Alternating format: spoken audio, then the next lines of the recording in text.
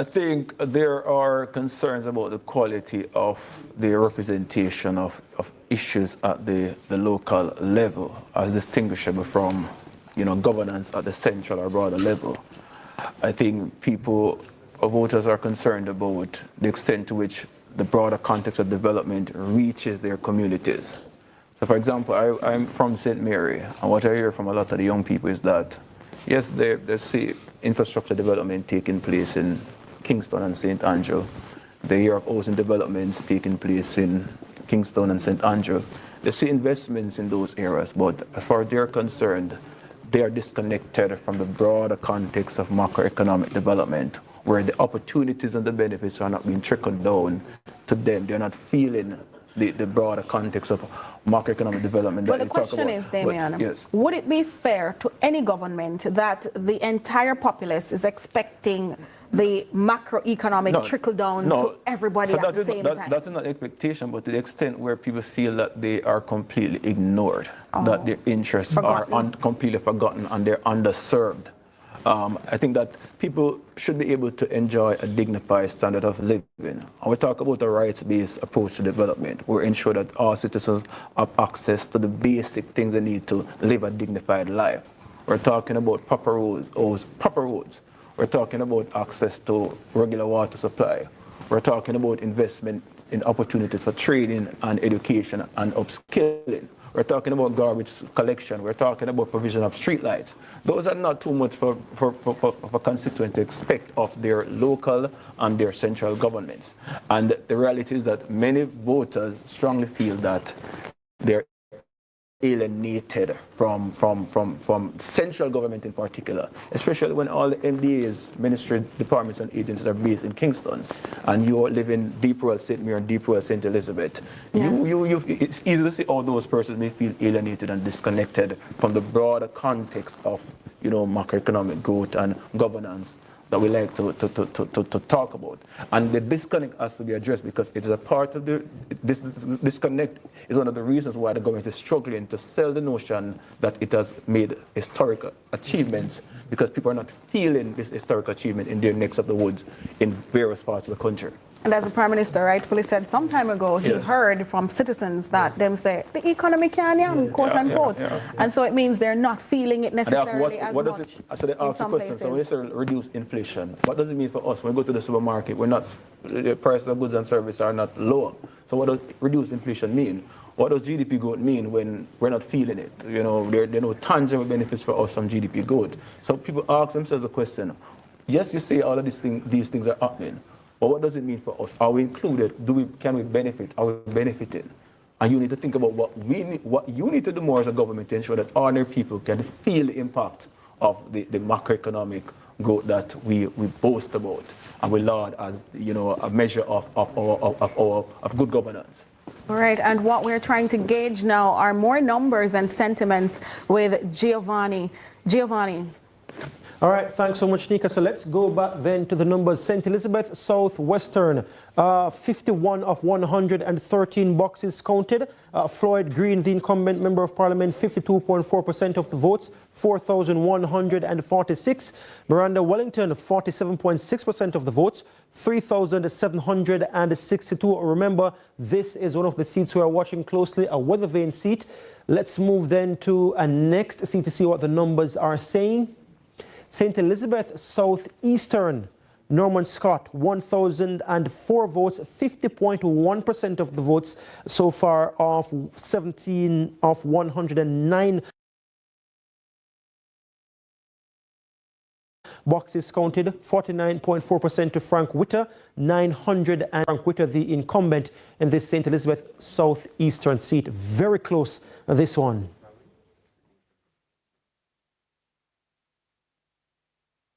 Okay, and CVM TV is about to make a declaration.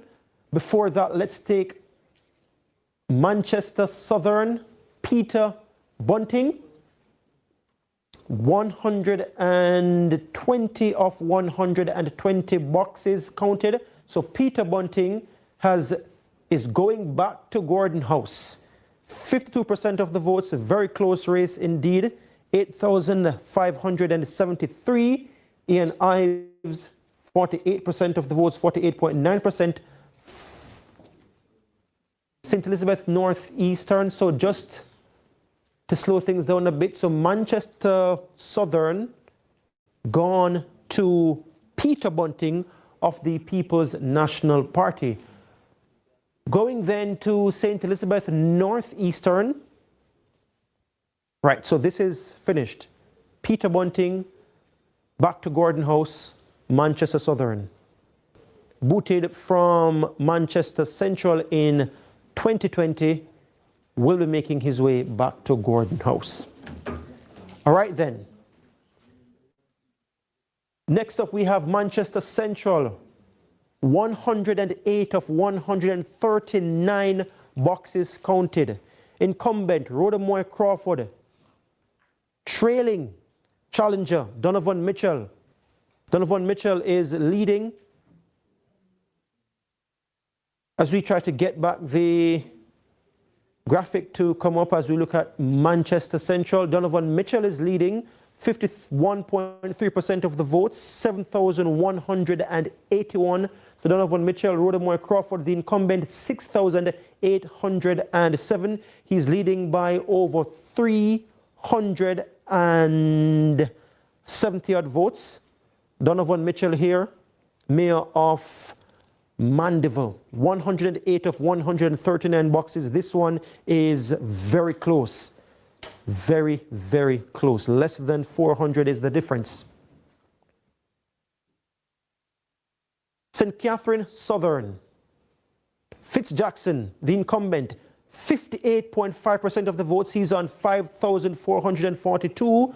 To Delroy Dobney's 40% of the votes, 40.6%, 3,765, 90 of 150 boxes counted so far. 78 of 88 boxes, the incumbent Julian Robinson, moving now to St. Andrews Southeastern. He is on 4,710 votes, 62%. 37.4% for Kevin Frith, 2,827 votes, and CVM is standing by to declare a seat.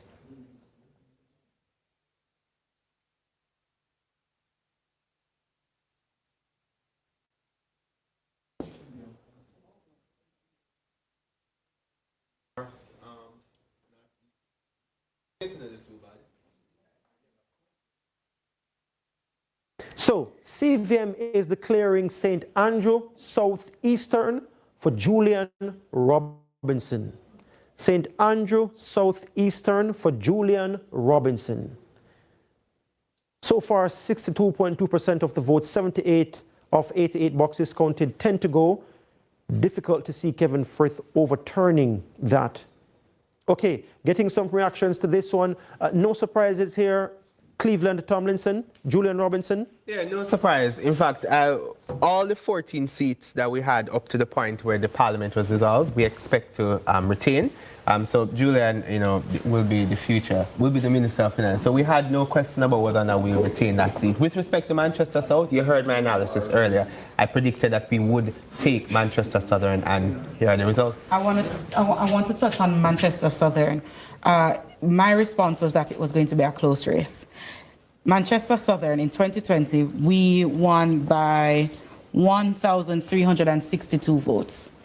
This is someone who, Peter Bunting won this seat by less than 1,000 votes. So we want to, again, look at the numbers. It's easy to talk about the personalities, but it's important to note Ian Ives coming in the seat 3 months prior to the general election. A good run. At this point, I will take a victory if it's even 1 vote difference, because that is what will determine if you form government. We can lift the margin when you're in office over the next 5 years. So I'm not looking at the margin, no. What I'm looking at is as absolute victory. And yes, I welcome that victory from Julia, and I welcome it from Peter. We can call another seat, it seems. All right, then, so We are looking at the table again, looking at some numbers here on our screen. St. Elizabeth Northwestern, 87 of 87 boxes counted. The JLP's Andrew Morris has won this one, 5,555 votes, 555, 58.9% of the votes. To the PNP's Patricia Scarlett Forrester, 3,831 votes. So St. Elizabeth Northwestern to the JLP. Andrew Morris with that one.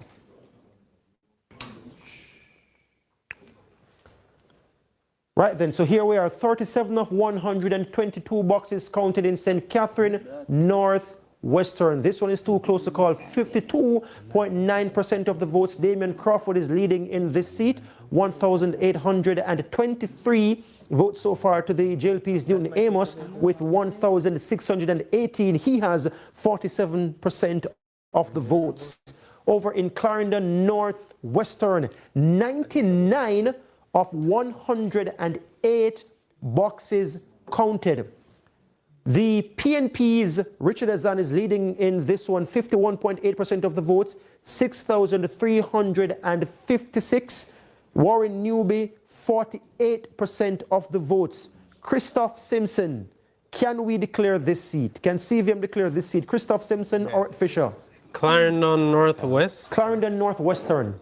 Based on the data, based on the historical data, based on the projections that you have been looking at, based on the boxes remaining, just 9 boxes remaining, he has to overturn over 400 votes here. Can we declare?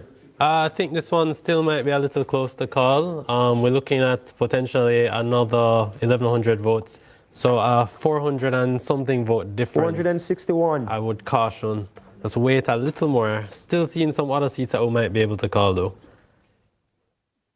Okay, our data from Codeware showing, and Jordan Fort will just quickly tell us he's at the decision one in terms of how the parties are leading so far. Just a look at the map on screen right there and the data that we have from Codeware. The last time we checked, the JLP were leading in 21 seats. 33-30 so far. That's the latest right now. 33 so far in favor of the Jamaica Labour Party. So you can see the map right there. It's very close. 33-30 in favor of the Jamaica Labour Party. Titania Clark, what do you make of this so far? It's still too early? Still too early. Still too early, but not very far off. We have some seats that we're waiting to see the numbers for, and a win is a win. In Clarendon